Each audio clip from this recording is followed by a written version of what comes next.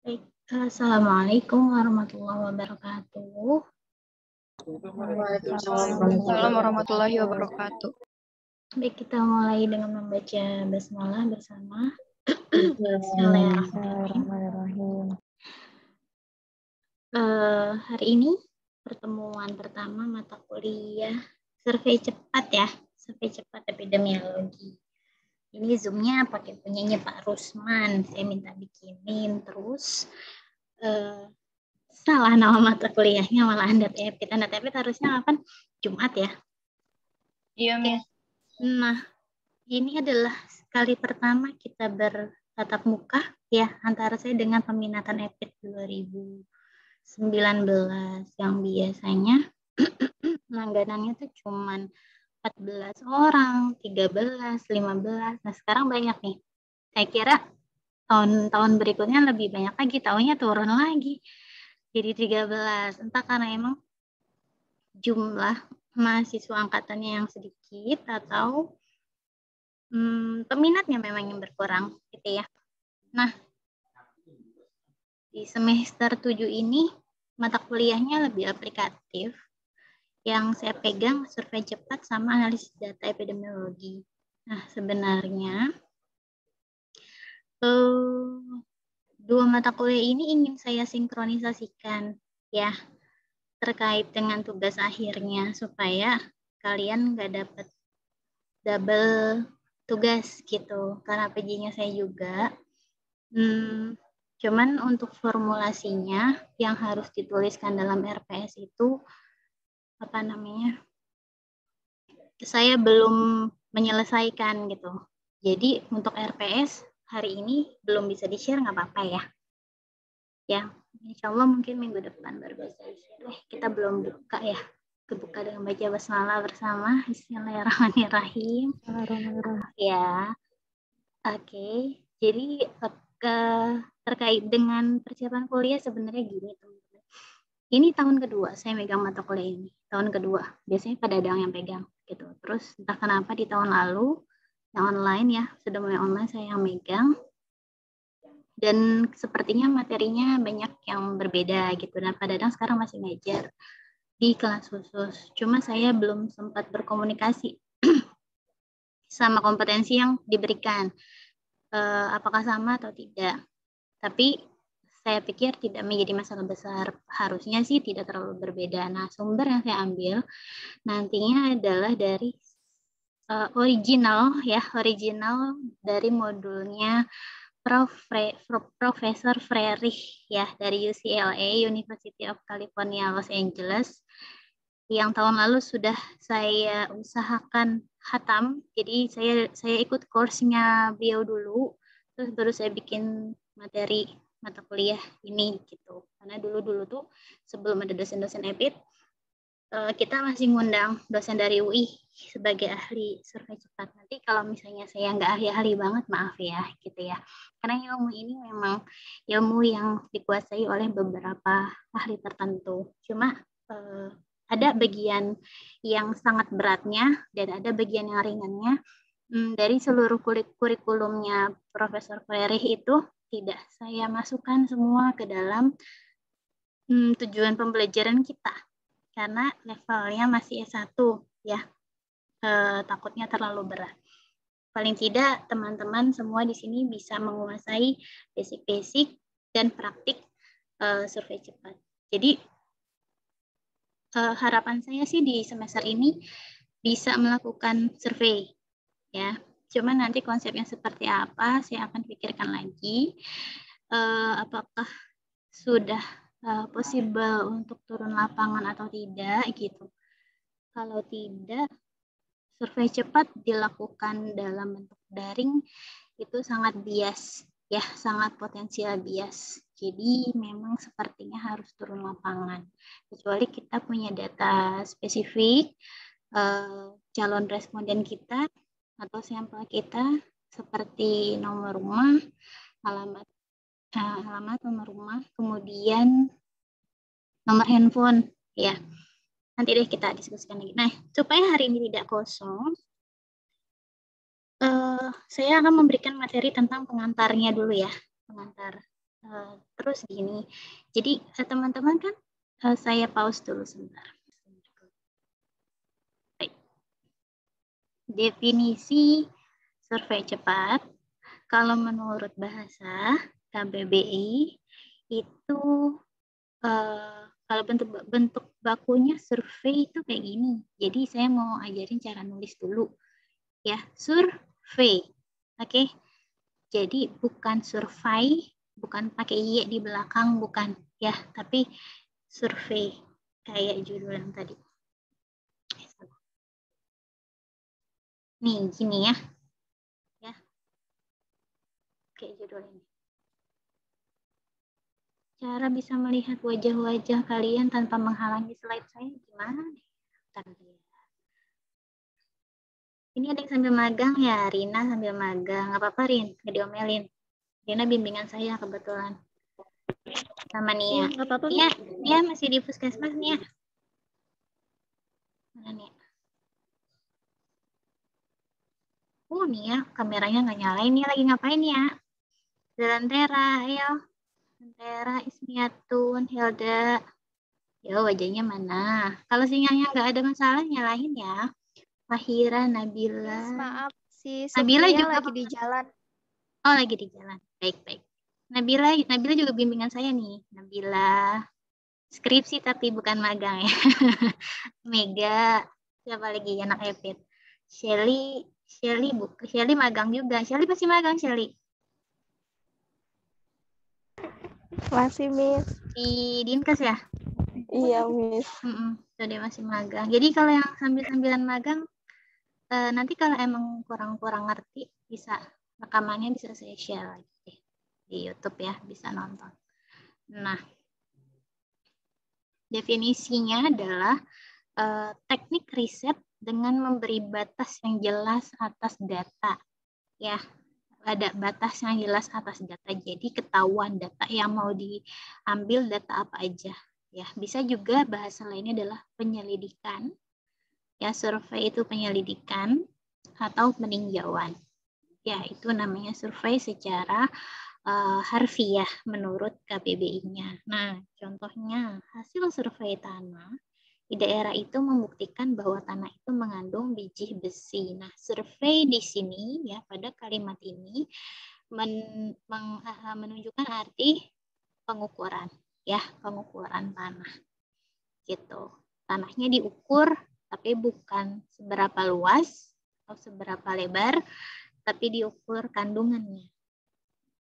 Nah, kalau menurut dictionary-nya epidemiologi, ini lebih panjang. Apa itu?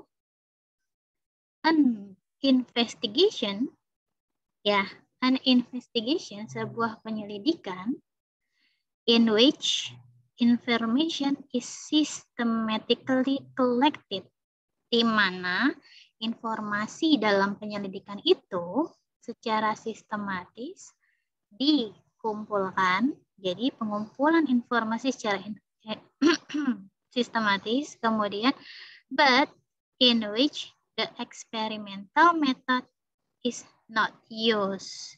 Jadi tanpa menggunakan metode eksperimental. Jadi kalau kamu dengar istilah survei, itu enggak mungkin ada intervensi di dalamnya. Gitu ya. Itu sangat prinsip. Jadi kalau ngomongin desain studi, kadang-kadang desain studi cross-sectional itu dianggap sebagai survei juga bahasa lainnya. Survei itu bentuknya banyak. Kalau yang suka kamu dengar atau suka baca, ada Riskesdas gitu ya, ada yang bersifat nasional ya, ada SDKI, kemudian ada STBP itu surveillance, dan lain-lainnya. Nah, itu masuknya ke dalam tahapan survei. Ini saya agak ngantuk, jadi ngomongnya pelan-pelan. Ya, sekalian biar nangkepnya juga lebih mudah ya. Terus, a population survey may be conducted by face-to-face inquiry, ya. Jadi populasi di dalam dalam survei atau sebenarnya sih lebih kepada sampel ya. Itu bisa dikumpulkan bisa langsung. Ini metodenya face to face atau self-completed questionnaires, pakai kuesioner yang bisa diisi sendiri oleh si responden, atau bisa by telepon, ya, by telepon bisa. Kita wawancara pakai telepon, kita punya lembar kuesionernya, kita tanyakan, kita yang mengisi dari jawaban yang diberikan oleh si responden. Atau bisa postal service. Postal service ini zaman bahula ya, pakai surat-suratan, mungkin including email kalau zaman sekarang ya, WhatsApp message itu bisa, or in some other way, atau dengan cara yang lain. Nah, each method has its advantage and disadvantages. Ada kekurangan dan kelebihannya. Ini detailnya seperti ini. Mau saya bacain sampai selesai nggak ya? Kekurangan dan kelebihannya. Nah, for instance, a face-to-face interview survey may be a better way than self-completed questionnaire to collect information on attitudes or feelings, but it is more costly. Jelas, face-to-face itu lebih efektif secara kualitas. Kualitasnya lebih baik. Pasti hasil yang didapatkan dari wawancara.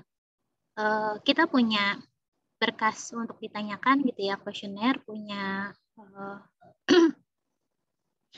pedoman, kemudian kita tanyakan kepada responden itu secara face to face, itu akan memberikan hasil yang lebih valid dibandingkan kita minta mereka mengisi sendiri.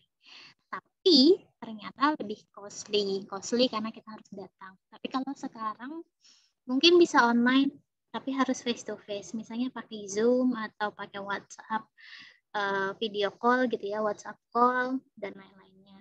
Nah, existing medical or other records may contain accurate information but not above a representative sample of the population.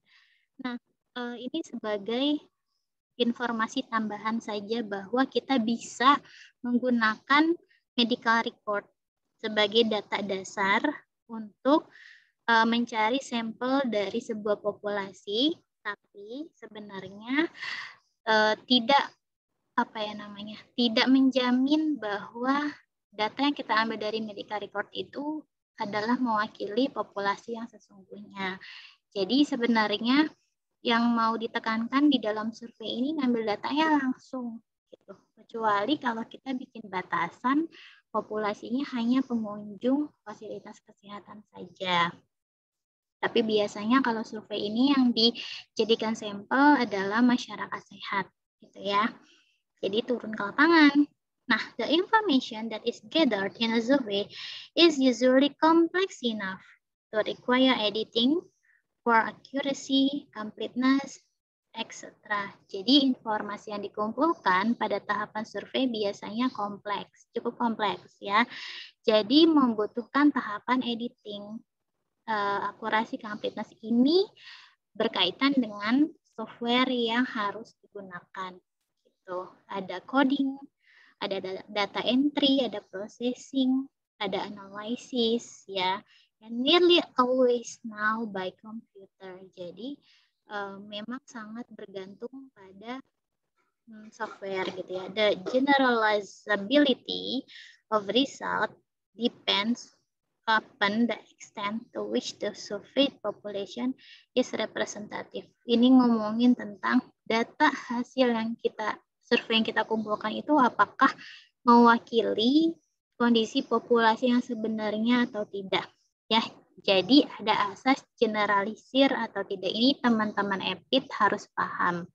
Jadi nanti dalam bahasan bias kita akan menjelaskan ya, kita akan berdiskusi kapan data yang kita kumpulkan itu bisa digeneralisir mewakili kondisi yang sebenarnya yang ada di dalam populasi yang kita teliti atau tidak gitu. Berkaitan sama apa? Berkaitan dengan teknik sampling. The term survey is sometimes used in a narrow sense to refer specifically to a field survey. Nah, jadi istilah survei itu sangat sering disebut sebagai field survey, survei lapangan. Jadi turun langsung, turlap gitu ya bahasa ininya, turlap. Terlalu lambat nggak saya jelasinnya? Atau Jangan terlalu cepat ya, karena itu udah lambat. Terlalu lambat nggak? Nah, ini dia. Profesor inilah yang menginisiasi yang pertama kali membuat ilmu survei cepat, yang mengonsep ya. Kenapa disebutnya cepat? Nah, jumlah sampel dalam survei cepat itu rigid. Rigid itu artinya udah dipatok. Kalau kurang dari itu dinamakan bukan survei cepat. Kalau lebih dari itu juga bukan survei cepat, gitu ya. Ralph Frerich. Jadi nama beliau ini panggilannya Profesor Frerich. Nah, rapid surveys are small. Nah, survei cepat itu definisinya kecil, survei yang kecil gitu ya, community based. Jadi perlu diperhatikan. Ini community based. Jadi biasanya yang dijadikan populasi dalam survei cepat adalah orang yang sehat ya. Jadi jarang ada survei cepat di rumah sakit. Paham ya maksud saya ya? They typically take only 5 till 7 days. Biasanya hanya membutuhkan waktu 5-7 hari to gather field data untuk mengumpulkan data di lapangan. Jadi ngambil data, wawancara, ngisi kuesioner. Misalnya butuh 210, itu hanya dalam waktu 5-7 hari and 2 until 3 weeks to analyze and prepare a final presentation and report. Dan membutuhkan 2-3 minggu untuk menganalisis dan mempersiapkan presentasi akhir dan laporan akhir. Jadi, dalam survei cepat ini, hasil akhirnya harus dipresentasikan dan dilaporkan. Kalau zaman sekarang harus dipublikasikan di dalam jurnal ilmiah terindeks, gitu ya. Lalu, such studies are often referred to as quick and clean. Ya, kenapa quick? Ini bukan lagi ngomongin sabun pencuci baju ya atau sabun pencuci piring, tapi survei cepat disebutnya quick and clean. Artinya quick itu karena cepat. Jadi cuman dikerjakan dalam waktu 2-3 minggu saja. Kemudian clean itu artinya apa? Adhere to proper statistical methodology and are cross-sectional in nature. Jadi desain studi survei cepat pasti cross-sectional. Makanya kenapa cross-sectional juga disebut sebagai survei. Ya, quick disebutkan, kenapa disebut quick? Done in a short time. Ya, dilakukan dalam waktu yang singkat. Tadi yang saya bilang, nah, kalau dikatakan clean itu ada to proper statistical methodology. Metodologi dalam survei cepat ini sudah ditentukan. Rigid, harus kayak begitu. Langkah-langkahnya harus exactly spesifik seperti itu gitu ya. And cross-sectional in nature, itu desain studinya harus cross-sectional. So, ini definisinya si Profesor Frerich. Nah, jadi yang survei ya, upaya untuk mengumpulkan informasi dari sebagian populasi yang dianggap dapat mewakili populasi tertentu. Jadi sebenarnya nanti dijelaskan dalam histori inisiasi adanya survei cepat tuh gara-garanya kenapa gitu. Karena untuk melihat gambaran umum dari sebuah populasi tanpa harus mendatangi satu persatu rumah orang yang disurvei gitu ya. Nah, kemudian metode ini bertitik tolak pada konsep, hipotesis, dan teori yang sudah mapan, sehingga tidak akan memunculkan teori yang baru. Jadi, yang ini teman-teman harus catat, survei cepat tidak bertujuan untuk mengumpulkan atau membuat teori baru. Ya, dan biasanya dia tidak perlu ada uji hubungan. Gitu. Jadi bersifat deskriptif ya. Gitu. Jadi sudah ada konsep, sudah ada hipotesisnya, sudah ada teorinya. Jadi kita tidak memunculkan teori baru atau merumuskan model baru. Itu bukan tujuan dari survei cepat. Nah, penelitian memiliki sifat verifikasi. Jadi sifatnya verifikasi, benar nggak teorinya sesuai dengan kondisi di lapangan, gitu ya. Nah, dalam kenyataannya, ya, survei cepat itu, ini maksudnya survei cepat ya, digunakan dalam bidang kesehatan untuk apa aja? Yang pertama adalah mengevaluasi berbagai program kesehatan, terutama program kesehatan yang berbasis komunitas di level manapun, selama target komunitasnya jelas, ruang lingkupnya seperti satu kelurahan, satu kecamatan, satu kota, satu provinsi misalnya ya. Kemudian menginvestigasi berbagai status kesehatan dan penyakit yang aktual di masyarakat. Jadi ini bisa mengetahui bagaimana kondisi atau status kesehatan masyarakat saat itu ya. Misalnya kalau emang di sana lagi musimnya penghujan, itu bisa kita tahu penyakit-penyakit apa yang paling banyak sekarang diderita oleh masyarakat tanpa harus menunggu mereka datang mengunjungi Fasiankes gitu ya. Kemudian ini need assessment pada bencana. Need assessment pada bencana. Jadi kebayang survei cepat itu cuma membutuhkan waktu maksimal 3 minggu. Bahkan kalau pada bencana ini 1 kali 24 jam atau maksimal 2 kali 24 jam itu laporannya harus sudah keluar ya, laporan non formalnya. Supaya apa? Karena tujuannya need assessment pada bencana itu mengidentifikasi korban-korban bencana butuh apa aja. Kayak misalnya gempa di Palu gitu ya, atau tsunami di Aceh, atau letupan Merapi gitu kan.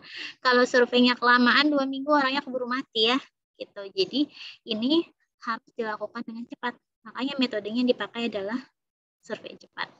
Lalu insidensi penyakit.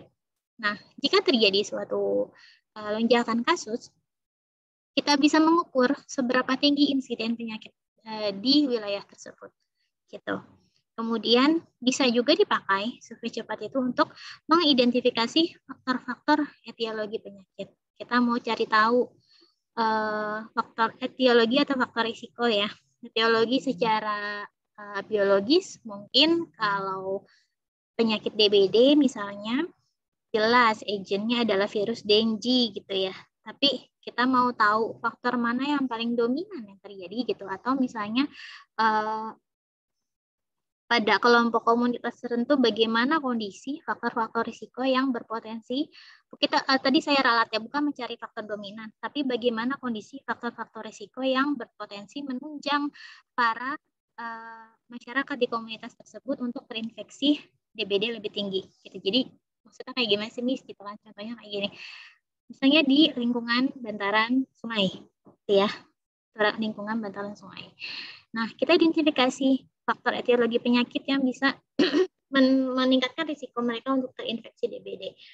Bagaimana kondisi sanitasi lingkungannya, ada genangan air atau tidak, kemudian bagaimana kualitas sungai yang ada, gitu. Itu bisa kita ukur sehingga dan apakah terdapat tempat-tempat yang berpotensi menjadi sumber biakan nyamuk, gitu ya. Nah, itu bisa kita jadikan landasan ya, identifikasi bahwa di wilayah tersebut merupakan wilayah yang potensi tinggi untuk terjadinya penularan DBD. Gitu. Paham ya maksud saya? Jadi cuman deskriptif aja, nggak ada hubungan. Kemudian investigasi kualitas hidup manusia dan perilaku masyarakat. Ya, jadi kualitas hidup manusianya di survei usia harapan hidup bisa kelihatan di sini. Kemudian perilaku masyarakat, baik perilaku banyaknya perilaku pencegahan ya, karena landasannya adalah yang disurvei adalah komunitas yang sehat. Seperti itu. Bisa mengukur keberhasilan vaksinasi, bisa pakai survei cepat. Kayak vaksin COVID, kalau mau diukur tingkat keberhasilannya pakai survei cepat bisa. Nah, karakteristik survei. Survei itu sering digunakan kenapa? Karena murah dan cepat. Ya, kenapa? Cepat ya karena punya target, murah karena dilakukan secara serentak untuk mengukur semua variabel gitu. Dan kita nggak perlu melakukan pengamatan dalam jangka panjang. Ya. Dan tidak ada intervensi, makanya murah gitu. Sehingga informasi yang dibutuhkan dapat dihasilkan secara akurat dan tepat waktu. Ini ada note-nya ya. Note akurat kalau betul-betul sesuai dengan metode. Lalu bentuk kuesionernya sederhana. Jadi nanti kita kayaknya bakalan bikin kuesioner ya, bakalan belajar bikin kuesioner. Untuk survei cepat nggak boleh sembarangan bikin kuesioner karena data itu harus diolah dan dianalisis dalam waktu yang cepat. Jadi nggak boleh bikin pertanyaan terlalu banyak. gitu, dan relatif mudah sehingga tidak memerlukan pelatihan secara khusus. Walaupun sebenarnya orang-orang yang bertugas sebagai enumerator harus tetap dilatih gitu. Tapi maksudnya nggak ada pelatihan khusus kayak gimana gitu ya. Kalau sekarang ya teman-teman dilatih khusus. Nah, kita akan pakai aplikasi, pakai si survei. Udah ada yang pernah pakai si survei? Si survei. Pernah dengar istilah si survei? Enggak? Belum, Geleng-geleng. Godek semua. Ya nanti kita akan belajar. Survei itu gunanya buat apa sih? Buat main judi ya, karena dia ngundi angka. Ya, dia ngundi angka kayak Excel. Ya, tapi enggak itu tujuannya. Kita mau milih orang. Ya, nanti kita ambil pakai survei. Di sini ada anak epic yang tidak interest dengan data. Karena akan berat nantinya. Ya, kalau tidak interest sama data, berat. Kenapa ngambil epic? Saya nggak tahu ya. Ada yang merasa tersasar nggak? Jangan ya, jangan tersasar. Karena ya epic itu mau ya gimana ya, pahit tapi benar gitu ya, bitter but true gitu, pahit tapi benar ya, emang harus bisa yang ngitungnya nggak ngitung kayak nge-GM matematika dulu, apa namanya, ada perhitungan apa tuh log apa gitu ya. Saya juga sekarang suruh ngerjain nggak bisa zaman SMA. Nah, cuman ini ya banyak teknik-teknik matematis yang harus kita kuasai gitu, dan sama data. Terus tadi apa? Mengumpulkan informasi secara sistematis ya. Jadi ini karakteristiknya sistematis. Terus nah ini, agar dapat memberikan data yang lebih akurat, pengembang kuesioner perlu memperhatikan faktor validitas dan reliabilitasnya, sehingga kuesioner yang digunakan dalam survei cepat harus sudah valid dan reliable. Kenapa? Karena rentan. Rentannya adalah pertama, jumlah sampel yang digunakan dalam survei cepat tidak sebanyak survei besar lainnya. Ya, patokannya cuma 210 gitu. Nanti kita akan lihat dapat dari mana 210 gitu ya. Nah, maka harus pakai kuesioner sudah valid dan reliable. Kalau tidak, hasilnya juga tidak representatif menggambarkan kondisi yang sebenarnya dari sebuah populasi. Seperti itu. Kemudian WHO telah mengembangkan satu teknik survei yang cepat dan murah mengevaluasi keberhasilan program imunisasi. Jadi awal dulu ceritanya gitu. Mau tahu program imunisasi berhasil enggak sih? Itu dikembangkan sama WHO. Nah, si WHO ini dia nanti ada kisahnya ya. Ada kisahnya. Bekerja sama dengan Profesor Freire. Teknik survei ini dikenal dengan metode rapid survey ya. Rapid survey method. Jadi sampai sekarang masih digunakan. Nah, ini sejarahnya. Ada yang ngantuk nggak? Ada yang mau tanya dulu sampai sini nggak? Jadi kebayang ya, survei cepat itu gunanya buat apa? Harusnya sih sederhana. Jadi nanti laporannya pun nggak kayak kamu bikin skripsi gitu ya. Laporannya lebih sederhana juga. Nanti saya minta, nggak tahu nih makanya memungkinkan nggak ngerjain survei cepat. Kalau misalnya memungkinkan, outputnya tidak dalam bentuk laporan ya. Outputnya nanti hanya dipresentasikan dan kita akan submit ke dalam jurnal nasional. Jurnal nasional saja, tidak usah yang internasional. Seperti itu. Kemudian ini sejarahnya. Nggak ada yang mau tanya dulu? Kita bisa lanjut. Jadi dulu tahun 1965 ya, itu dipakai oleh Shevlin sama Sherman, tapi dulu namanya belum disebut survei cepat. Jadi ini sejarah aja dulu. Si Sherman ini sama Shevlin ini sudah menggunakan metode yang serupa gitu ya untuk membantu dinas kesehatan daerah mempelajari status imunisasi balita di wilayahnya. Ini dulu di Amerika ya. Nah, kemudian tahun 1973 metode ini dimodifikasi oleh Henderson dan koleganya untuk menyediakan informasi berbasis komunitas. Jadi saya underline lagi berbasis komunitas pada pelaksanaan program eradikasi cacar di Afrika Barat. Jadi pertama kali dipakai di Amerika, kemudian diadopsi sama Henderson di tahun 73 buat melihat keberhasilan program eradikasi cacar di Afrika Barat. Cacar yang dimaksud itu cacar api ya, bukan cacar air ya. Kalau cacar air tuh masih ada kan sampai sekarang. Kalau cacar api udah nggak ada.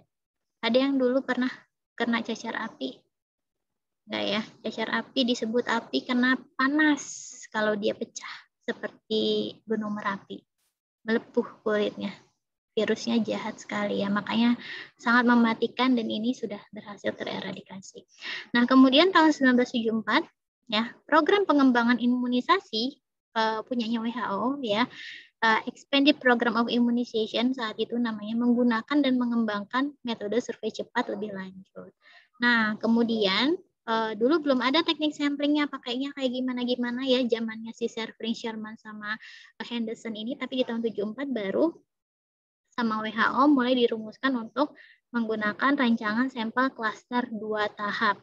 Two-stage cluster survey dulu namanya, two-stage cluster survey. Itu 2, stage itu tahap, 2 tahap, cluster survey adalah survei secara cluster.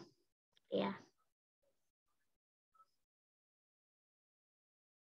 Dewi Putri gelap sekali. Kata anak saya yang lihat gelap-gelap itu katanya hantu. Hantu ya bun, bukan ya, nggak cahayanya, tapi wajahnya kelihatan kok cerah.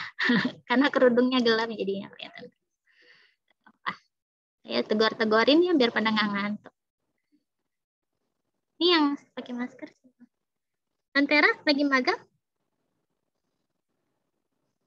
Iya, oke. Ya, angkatan kamu semangat-semangat ya kalau lulus 3,5 tahun. Amin. Amin. Ya, semangat, Miss. Iyalah, harus semangat sambil magang nggak apa-apa, tapi waktunya harus pintar mengaturnya ya. Nah, ini kita mau cerita tentang two-stage cluster survey-nya WHO. Jadi, kenapa disebut two-stage? Karena ada 2 tahap. Yang pertama, ya, dilakukan pemilihan 30 cluster secara probability proportionate to size. Jadi teknik probabilitas yang proporsional terhadap besar cluster. Artinya setiap orang di dalam cluster tersebut memiliki kesempatan yang sama untuk dipilih sebagai sampel. Jadi seluas apapun wilayahnya, sepadat apapun penduduknya, prinsip dasarnya dibagi menjadi 30 dulu. Ya, dibagi menjadi 30. Dasarnya apa ya? Saya juga kurang paham. Pokoknya dibagi menjadi 30. Kemudian dilakukan pemilihan sampel 7 anak dari setiap klaster. Ya, jadi di wilayah tersebut, Miss gimana kalau cuman ada misalnya kita mau survei satu kelurahan, RW-nya cuman ada 5 misalnya ya. Ya dibagi 30. Terserah kita mau dibaginya berdasarkan apa gitu. Yang penting reasonable dan proporsional gitu. Kenapa sih proporsional? Ya jumlahnya sama gitu ya. Nah, dilakukan pemilihan 7 sampel dari setiap klaster. Nah, sehingga didapatkan jumlah sebanyak 210 anak. Jadi surveinya nggak banyak-banyak loh, anak-anaknya yang disurvei nggak banyak ya. 30 dikali 7 sama dengan 210. Dapat ya? Tahu ya angka 210 dari mana? Itu dari 30 klaster dikali 7 anak. Jadi dari masing-masing klaster ada 7 anak sebagai perwakilan sampel. Gitu ya. Nah, kemudian anak pertama bukan. Maksudnya anak yang pertama terpilih gitu ya. Dari 7 ini pada satu sampel, pada satu klaster, nah ditunjuk atau dipilih secara acak sederhana, simple random. Yang mau dikocok, yang mau pakai urutan ganjil genap atau apa, terserahlah, simple random pokoknya. Dan selanjutnya 6 anak lainnya dipilih dari rumah terdekat gitu. Misalnya kalau pakai patokan nomor rumah, ya mau ngambil dari nomor rumah berapa, terserah kita yang milih. Tapi selanjutnya nanti 6 anak lainnya dipilih dari rumah yang terdekat. Gitu ya. Nah, ini dulu konsepnya WHO. Kalau sekarang lebih sistematis lagi. Nah, survei sederhana ini selanjutnya dikenal sebagai survei 30 kali 7. Karena tadi dibutuhkan 210 orang. Jadi, dulu WHO belum menyebutkan metode survei cepat ya. Nah, kemudian di tahun 85, ceritanya panjang nih. Jadi supaya tahu dulu kegunaannya buat apa sih, dulu dipakai buat apa sih. Let me show ya. Kenal Lemay Show nggak? Suka dengar namanya Lemay Show nggak? Di mana sih namanya suka disebut-sebut? Di skripsi orang dia nongol di mana Lemay Show? Apa ada yang belum pernah dengar? Lemay Show, siapa sih Lemay Show? Stanley Lemay Show. Rumus sampel, Miss. Rumus sampel, betul Hilda. Ya, si ahlinya sampling. Ya, ahlinya sampling. Nah, bukunya udah punya belum? Buku Lemay Show udah punya belum? Belum punya. Nanti saya kasih.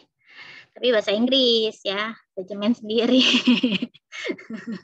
Nah, ini sama Robinson, ya Robinson bukan toko baju ya, ditugaskan WHO untuk menyusun tinjauan statistik metode survei EPI yang tadi nih, EPI yang ini ya, Expanded Program of Immunization ini, dia ditugasin sama WHO ya, 30x7 metode survei ini untuk menyusun tinjauan statistiknya. Karena emang Lemay Show itu ahli statistik sama si Robinson. Nah, kemudian tulisan itu merupakan artikel yang dipublikasikan pertama kali oleh ahli statistik yang memberikan justifikasi pada metode survei cepat. Jadi ini kayak secara ilmiahnya publish gitu ya, disebut sebagai metode survei cepat.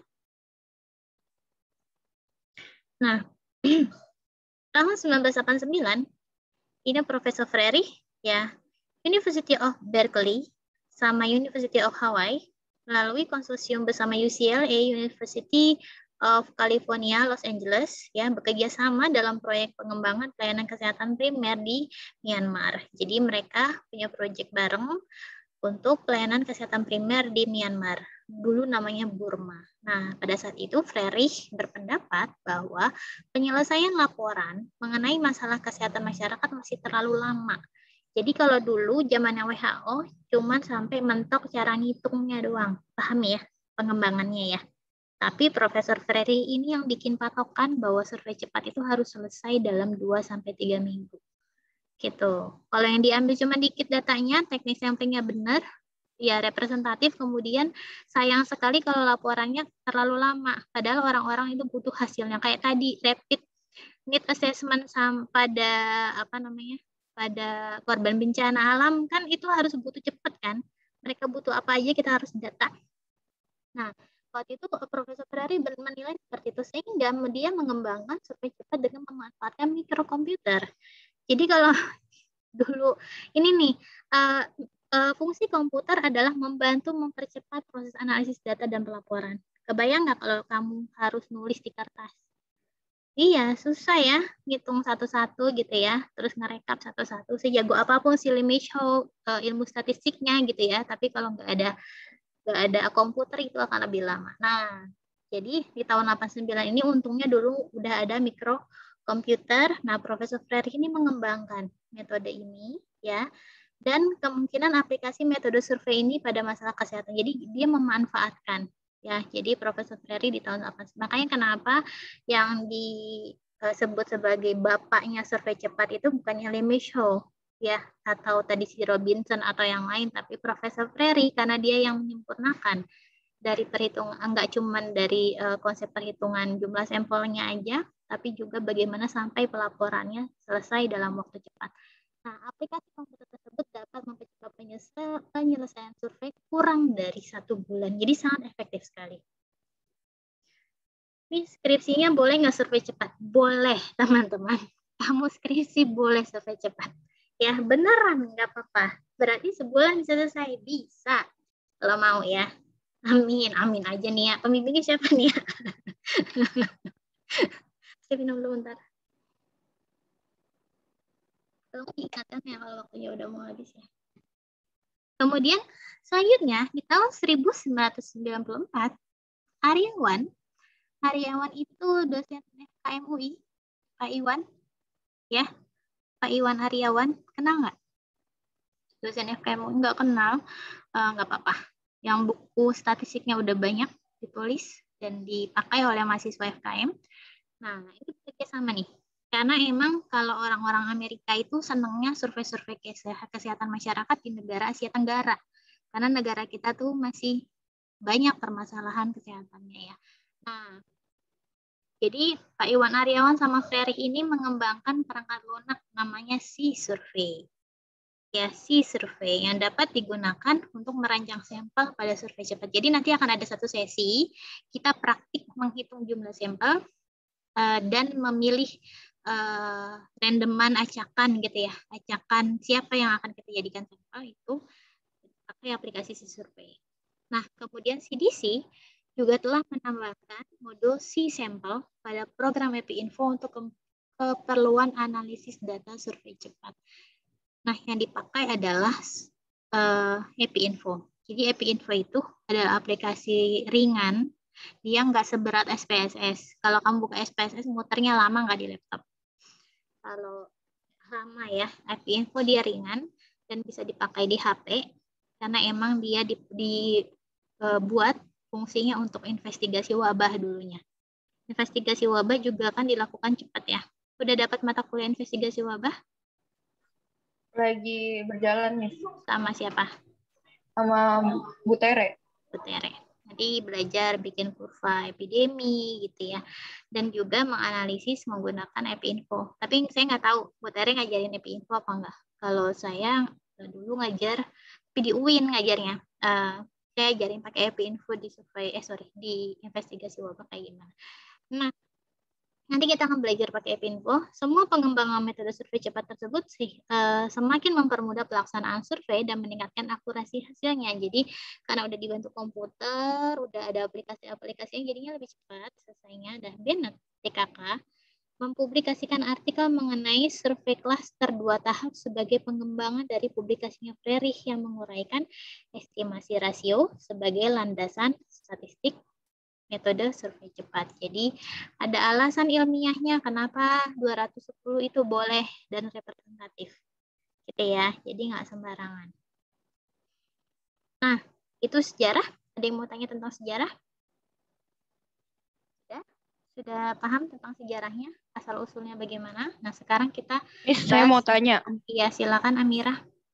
Tadi kan Miss bilang ya kalau survei cepat ini buat survei biasanya populasinya itu orang yang sehat. Nah, tadi kan di sejarah kan ini bermanfaat pas lagi eradikasi cacar api di Afrika. Nah, itu kan populasinya berarti orang sakit, Miss. Nah, itu terus kayak gimana, Miss? Orang sehat dong.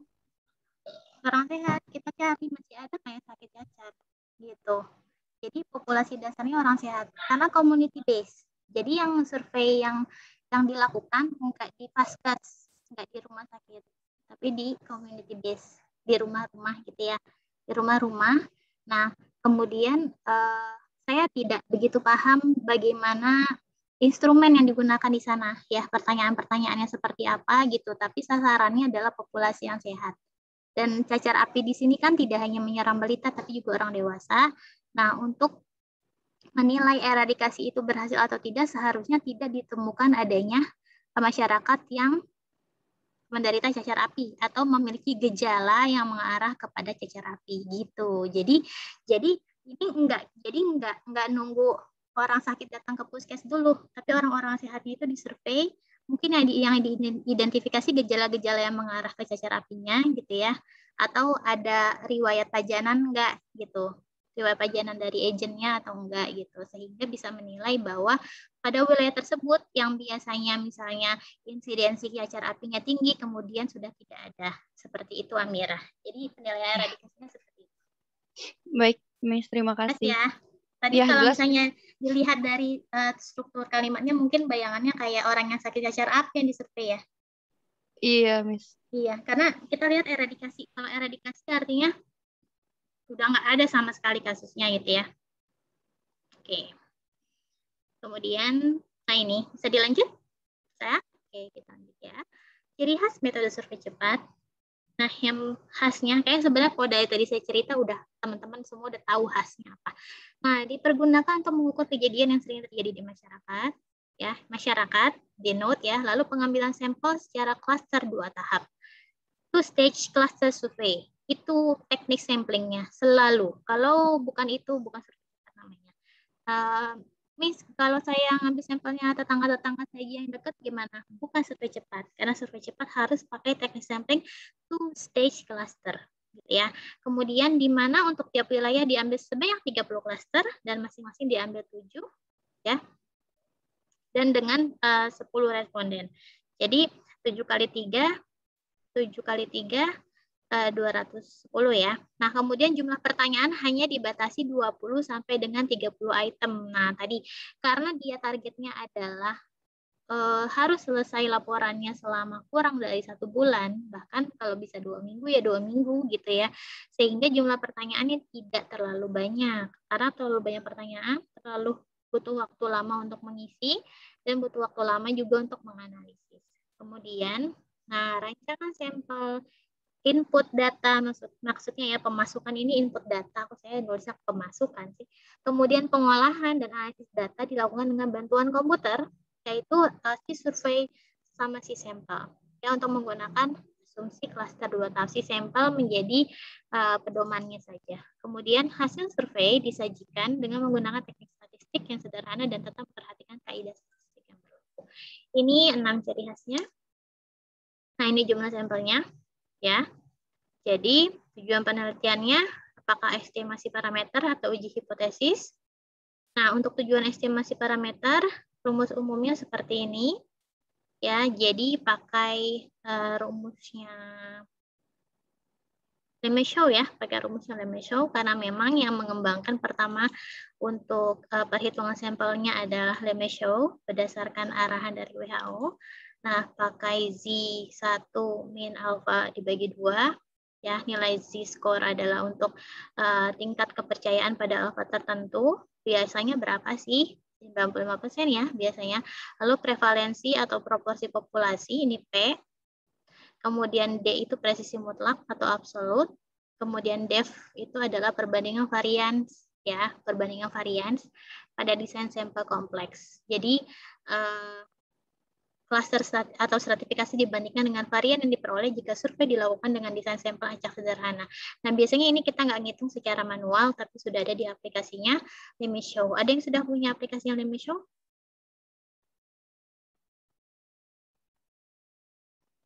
Ada yang sudah punya?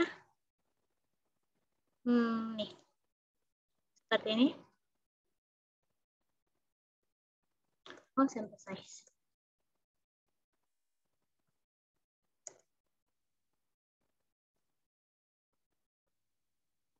Punya saya hilang.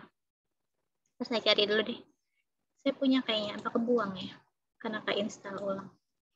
Nah, ini Z-score-nya adalah alpha 0,05 ya. Perhitungannya hipotesis to tail. Nah, biasanya buat survei cepat, prevalensinya itu kita hitungnya adalah setengah dari populasi. Jadi hitungannya 0,5.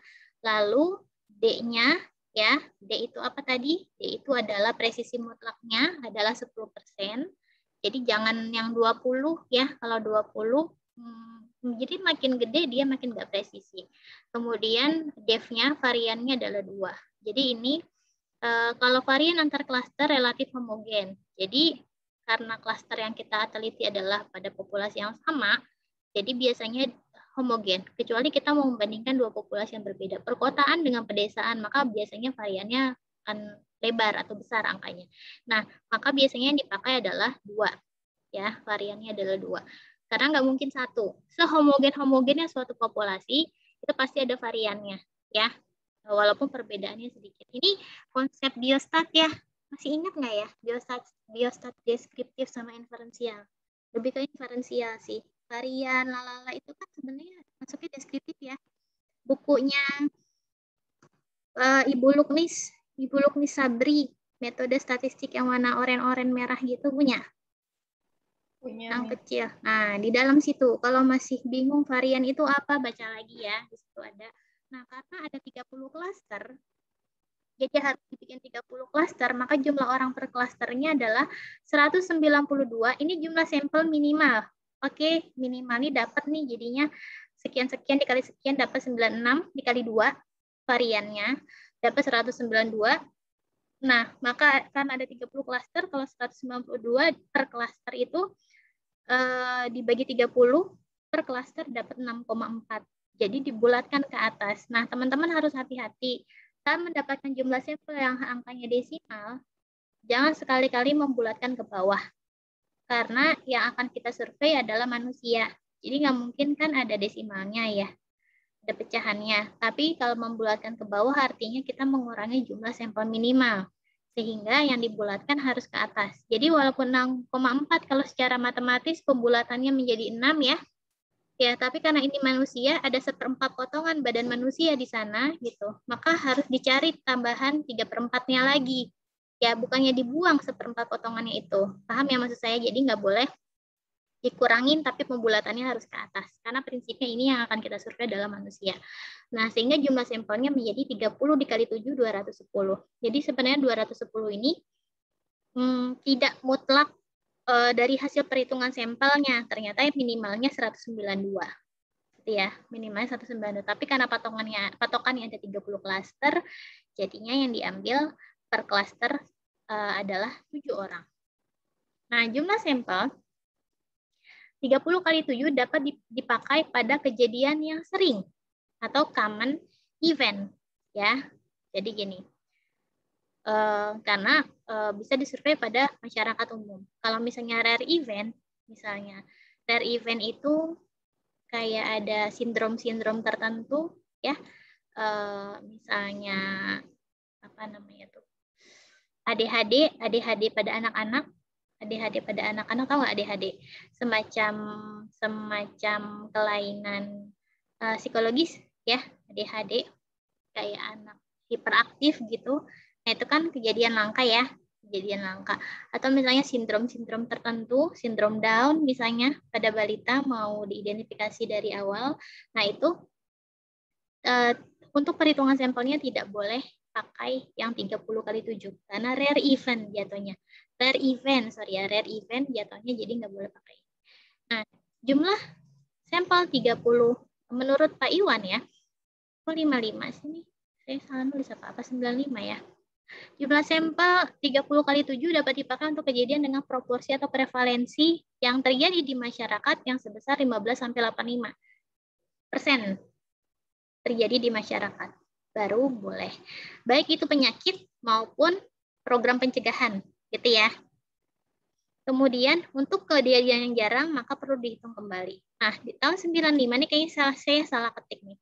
Harus 95. Si survei dapat digunakan untuk menghitung jumlah sampel secara lebih teliti. Jadi nanti kita akan belajar survei. Nah, survei software utamanya tadi sudah saya kasih tahu. Ada EpiInfo versi 7, ada si survei versi 2 sama SPSS.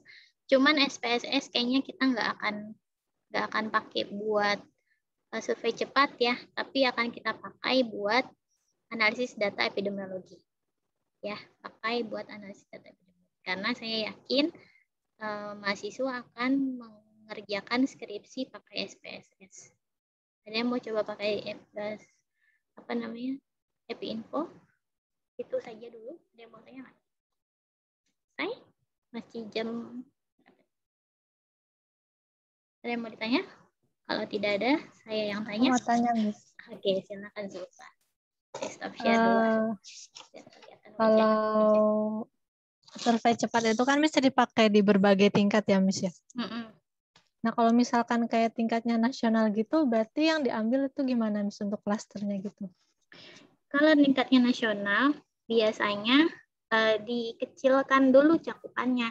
Biasanya kan kalau keberhasilan program tergantung ya. Kalau misalnya eradikasi, tetap kalau dari nasional diturunin dulu ke jenjang yang lebih rendah gitu. Kayaknya kalau kayak Indonesia aja contohnya, provinsinya aja ada 34 kan. Kalau misalnya kita ambil 30 klaster, ada 4 yang nggak masuk. Dan itu tidak representatif. Jadi ini memang keterbatasan survei cepat tidak bisa dilakukan dalam skala populasi yang sangat besar, gitu ya. Jadi kalau misalnya nasional, mungkin setiap provinsi bisa melakukan survei, gitu. Yang diturunkan lagi, begitu ya. Kecuali kayak mungkin kayak di Singapura yang populasinya sedikit, gitu ya. Itu bisa. Seperti itu, Zulfa ya. Jadi nggak bisa. Dan kalau lihat dari tujuannya juga dan target kan harus selesai dalam 2 minggu ataupun 3 minggu gitu ya. Sepertinya untuk menilai sesuatu yang berskala nasional juga tidak visible ya, tidak visible. Seperti itu. Ada lagi yang mau ditanyakan? Pak Hira lagi magang, Pak Hira? Iya, Miss. Di mana magangnya? Dinkes Depok, Miss. Oh, bareng sama Shelly. Iya, Miss. Oke. Ismiatun juga ya. Saya liatin yang lagi pada pakai masker aja nih. Ada Alfi ya. Iya, Mi. Ismi di mana, Mi? Saya di Dinkes Tangsel. Oke. Ada satu yang hilang nih. Ada lagi nggak yang mau tanya? Saya mau lihat dulu, saya masih nyimpan soal kuis yang tahun lalu nggak ya? Kalau ada, kita kerjain sekarang. Taruh. Gmail. Yang mau tanya nggak? Berarti Miss Miss mau kalau tanya. misalkan Miss mau tanya Satu. nih. Satu. Siapa dulu? Silakan. Tadi siapa tuh? aku dulu deh ya. Oh ya udah Zulfa. Berarti Miss kalau misalkan kayak survei-survei yang biasa dilakuin di tingkat nasional itu berarti beda lagi gitu ya. Bukan rapid. Ketentuan-ketentuannya. Iya, bukan rapid. Bukan rapid. Survei itu ya survei namanya survei ya. Skalanya besar, perhitungan sampelnya lebih banyak dan teknik samplingnya enggak cuma 2 stage ya.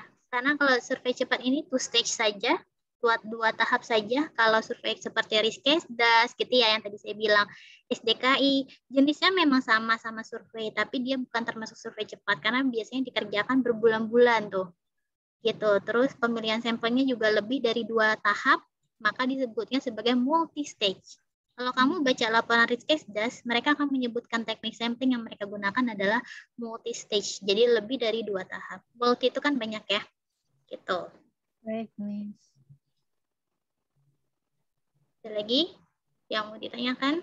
Tadi satu lagi siapa yang tabrakan tadi namanya? Rina, Miss. Oh, Rina. Iya, Rin. Gimana, Rin? Iya, kan tadi di bagian ciri khas itu disebutin kalau misalkan masing-masing klaster diambil sebanyak 7 dan dengan 10 responden.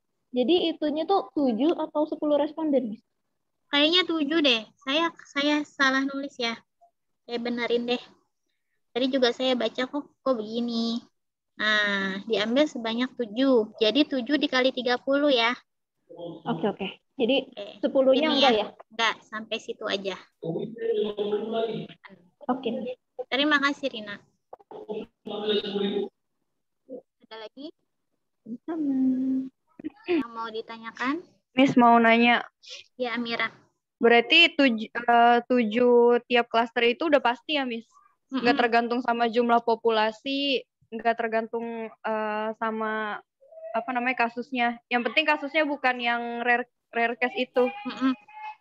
Betul, sudah pasti 210.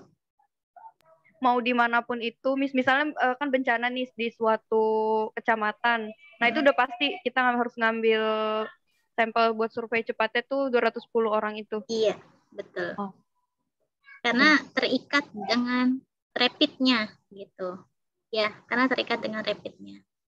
Jadi harus 210.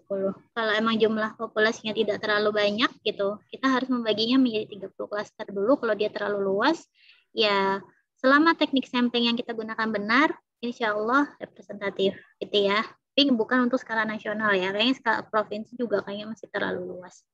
Gitu. Biasanya dia at point gitu. At point tuh target sasarannya jelas, tidak terlalu lebar. Gitu. Putri Dwi, saya lupa sebut.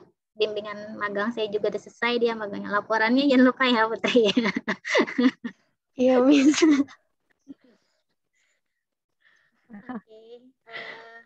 Lalu saya sambil nyari dulu di mana saya nyimpan ya. File yang manakah? Saya cari dulu. Jadi karena memang sebenarnya para dosen itu rada kelabakan. Kelabakannya ini sistem baru ya, sistem baru, semuanya kelimpahan mata kuliah banyak gitu kan. Bahkan ada yang dapat mata kuliah anta berantah gitu, bukan keahliannya dia harus ngajar. Tapi ya mau gimana lagi gitu kan.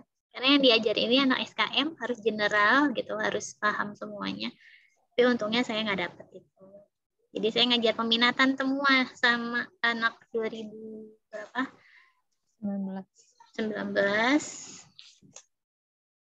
Surveillance. Gimana ya?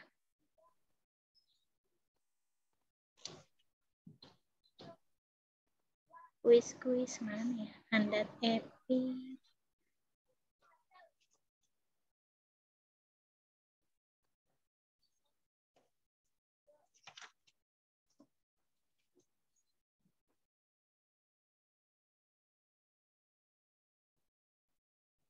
Yang nggak hadir siapa ya?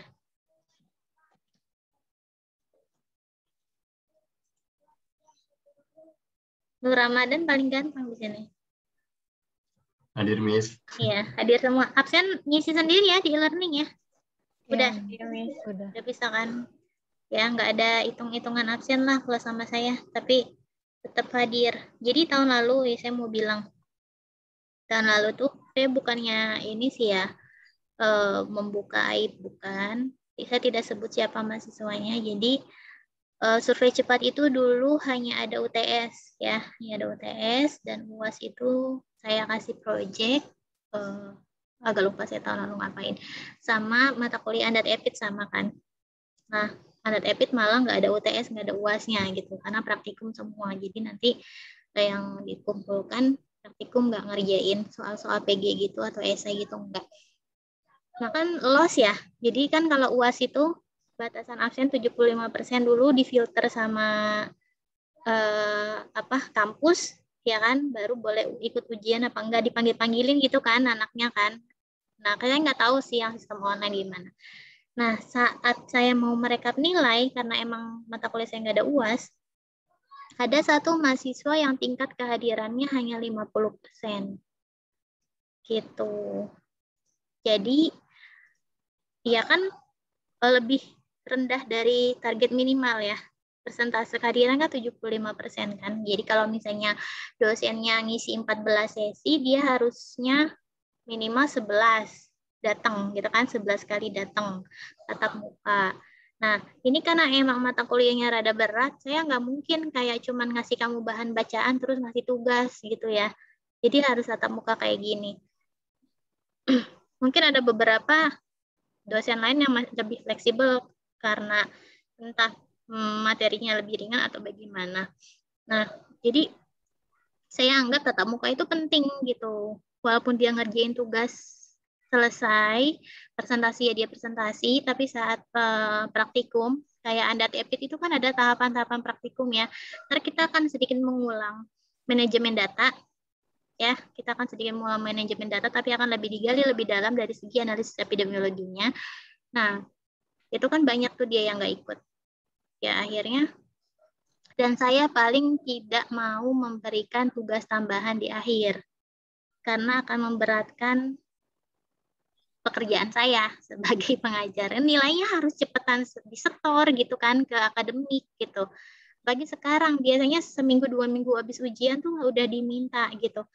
Nah, jadi seharusnya kan nilai UASnya nggak boleh keluar ya kalau misalnya hasil daftar hadirnya hasil daftar hadirnya kurang dari 75% atau kadang-kadang dari fakultas nyaratin mensyaratkan gitu ya tugas tambahan, tapi kan saya nggak mau ngasih tugas tambahan, ya udah akhirnya saya kurangi bobotnya, bobot penilaiannya. Harusnya dia dapat, misalnya harusnya dia dapat A, saya jadi kasih B gitu ya.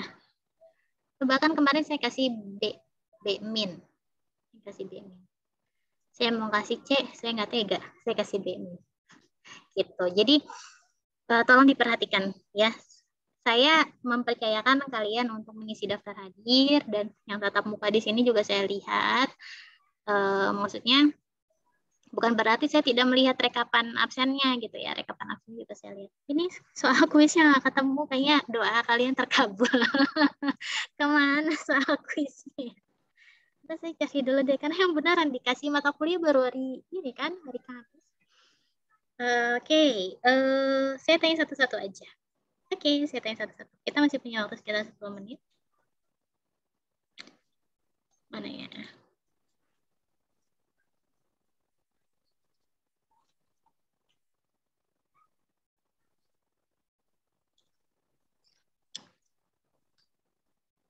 Kalau secara harfiah, definisi survei itu apa ya?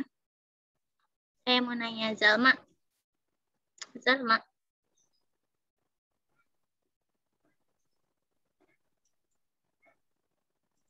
Definisi survei apa, Zalma? Belum dinyalakan speakernya.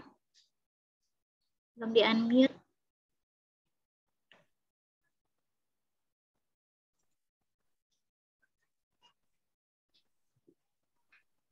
Zalma, kedengaran nggak suara saya? Survei itu apa ya? Arti katanya, arti kata. Yes. Ya, kedengeran nggak, Miss? Iya, udah.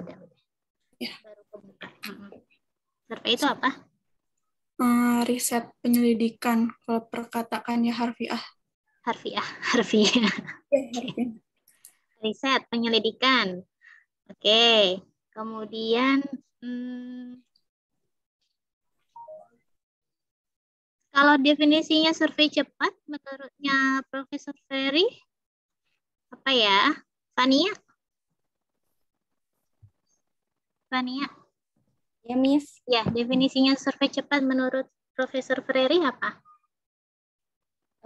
Jadi survei yang dijadikan populasi, jadi survei cepat itu orang yang sehat, yang biasanya hanya dibutuhkan 5-7 hari dan 2-3 minggu untuk menganalisis dan mempersiapkan presentasi akhir dan laporan akhir. Itu pada saat dulu, kalau sekarang dipublikasi dalam jurnal ilmiah. Oke. Gitu kan, Miss? Oke, jadinya orang yang sehat, kemudian populasinya gimana?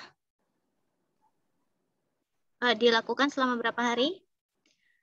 Dilakukan 5-7 hari pengumpulan data ya, dalam 2-3 minggu laporannya harus sudah bisa dipresentasikan atau dipublikasikan. Oke, kemudian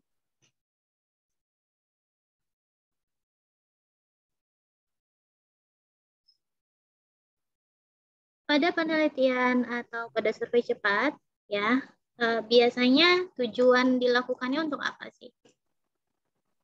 Saya mau tanya Hilda Nurul. Untuk itu, Miss, melihat keberhasilan suatu program, salah satunya. Kemudian, boleh Miss? Yang saya ingat itu doang, Miss. Itu doang. Coba lagi saya tanya.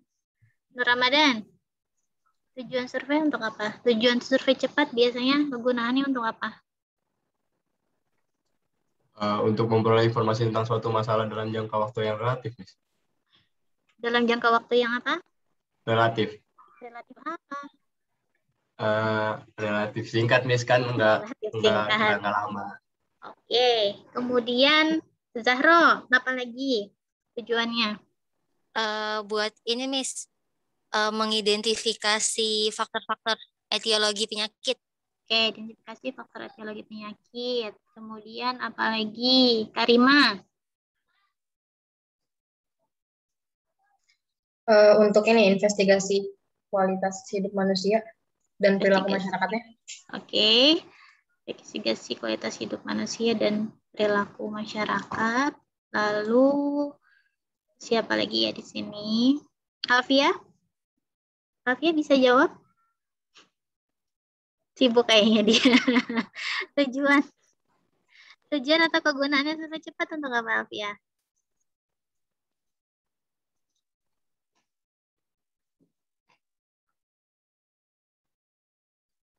Repot ya? Puspa, untuk apa Puspa? Lagi magang juga dia. Puspa. Iya, Miss. Buat insidensi penyakit, Miss. Insidensi penyakit. Elsya. Buat apa Elsya? Tujuannya atau kegunaannya? Pada saat bencana, Miss. Nggak kedengeran, maaf. Apa, ulangi? Dibutuhkan untuk identifikasi pada saat bencana. Identifikasi apa? Ini Miss, kebutuhan. Kebutuhan. Identifikasi kebutuhan pada saat bencana. Oke. Kemudian ciri khasnya rapid survey itu apa, Lentera?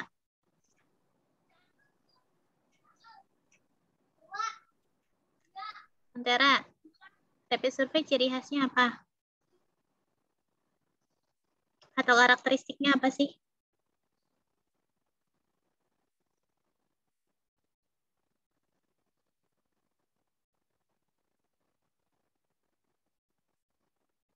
Lentera? Putri, Put. Ciri khasnya apa, Put? Karakteristiknya? Yang klaster 2 tahap itu bukan sih, Miss? Klaster 2 tahap. Kemudian apa ya? Maksudnya yang menjadi perbedaan paling menonjol antara survei cepat dengan survei lainnya itu apa sih? Yang 30 kali 7 itu bukan sih, Miss? 30 kali 7 itu apanya 30 kali 7? 7-nya cluster, 30-nya apa ya? Lupa. Kebalik nggak? Iya, 7-nya responden bukan, Miss? Terus? 30-nya cluster. 30-nya cluster. Oke, 7-nya responden, 30-nya cluster. Tapi ciri khasnya apa? Dari segala teknik dan metode yang digunakan, Alika, ciri khasnya rapid survey apa? Atau karakteristiknya apa? Ya, Miss. Ini kedengaran, Miss. Kedengaran, Alika. Silakan. Ya, kalau yang saya catat itu surveinya biasanya pengambilan datanya langsung. Terus surveinya sangat bergantung pada software yang digunakan. Terus surveinya itu biasanya dikatakan sebagai quick and clean karena surveinya itu biasanya menggunakan waktu yang cukup singkat, yaitu 5-7 hari, dan untuk analisis datanya 2-3 minggu. Oke, clean-nya itu metodologinya jelas ya. Clean, metodologinya jelas. Nah, apa yang harus dilakukan atau apa standar dan karakteristik instrumen yang digunakan, instrumen atau kuesioner ya, yang digunakan dalam metode survei cepat. Puspa udah saya tanya belum? Udah ya? Udah, Miss. Udah. Amira? Iya, Miss. Iya. Apa syaratnya? Ciri khasnya instrumennya terdiri dari 20-30 item pertanyaan. Terus, apa lagi? Harus apa? Terus. Udah itu dulu deh, saya tanya yang lain. Ya. Dewi Putri. Nah, instrumennya tadi kata Amira, ya, jumlahnya 20-30 soal aja. Terus harus apa? Kuesionernya harus sudah apa?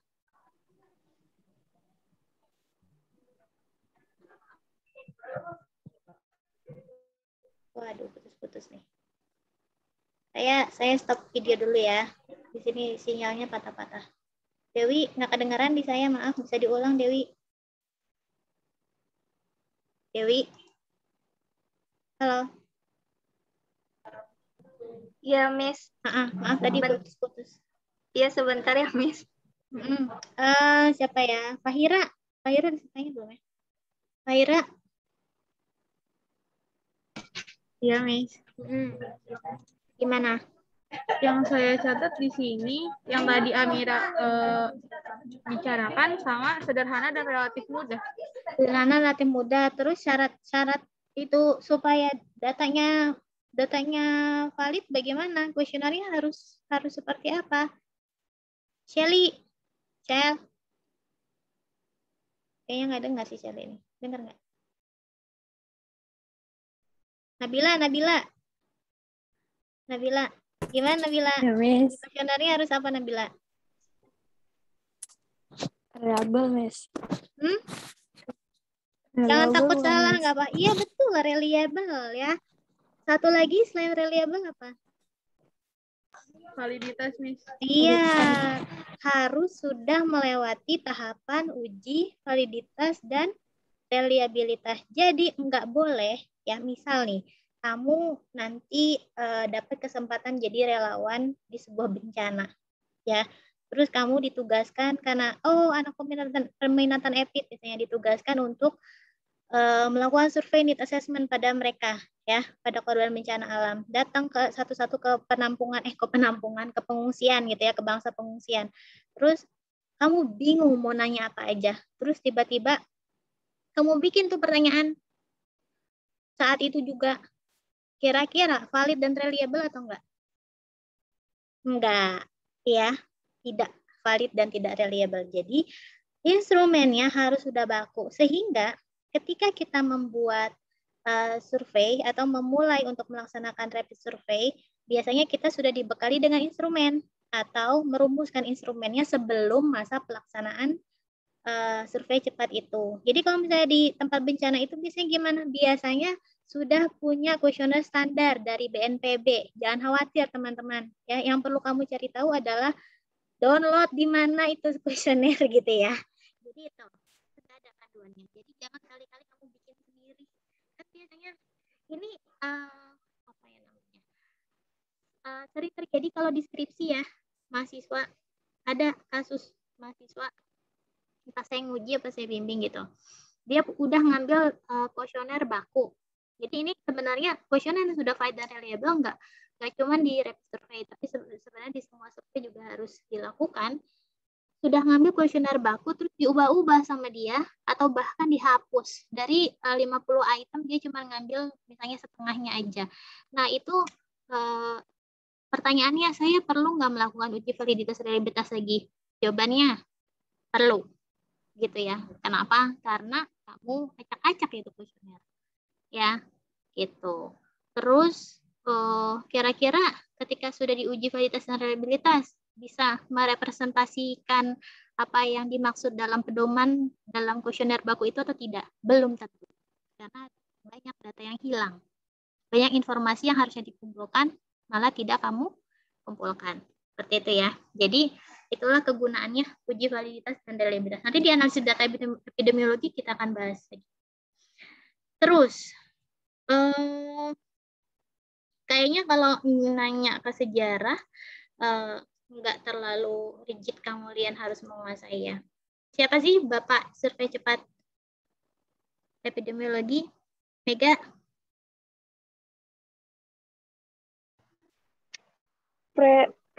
Peris, Miss.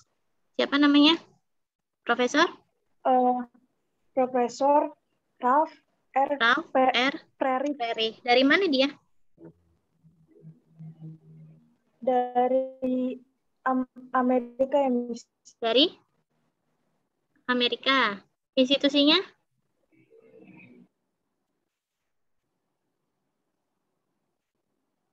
Institusinya WHO, apa? Miss. WHO?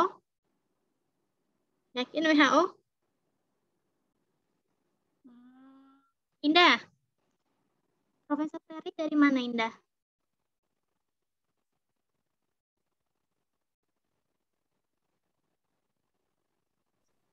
Nggak kecatat, Miss, tadi. Nggak kecatat. Nggak apa-apa ya, jujur ya. Ini belum ceritanya siapa tadi ya. Ismiatun tadi udah belum sih? Belum kayaknya ya. Ismiatun. Profesor Perry dari mana, Ismiatun?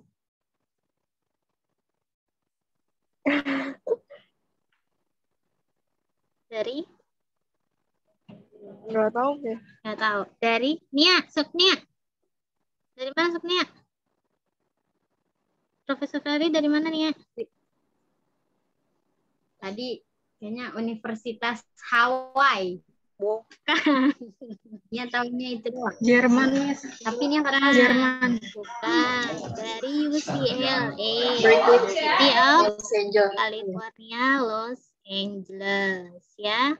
Dari University of California, Los Angeles. Nah, yang dimaksud dengan two-stage cluster kayak gimana sih? Kalau saya mau nanya yang belum siapa ya? Udah semua kayaknya ya. Alfia udah belum tadi? Alfia udah belum sih? 3 menit lagi nih. Nggak bisa on mic katanya, Miss. Oh gitu. Oh dia ngechat ya. Ya besok kan di device ya. Siapa lagi? Kayaknya udah semua ditanya ya. Siapa aja deh yang boleh? Yang boleh, yang mau. Two stage cluster apa sih?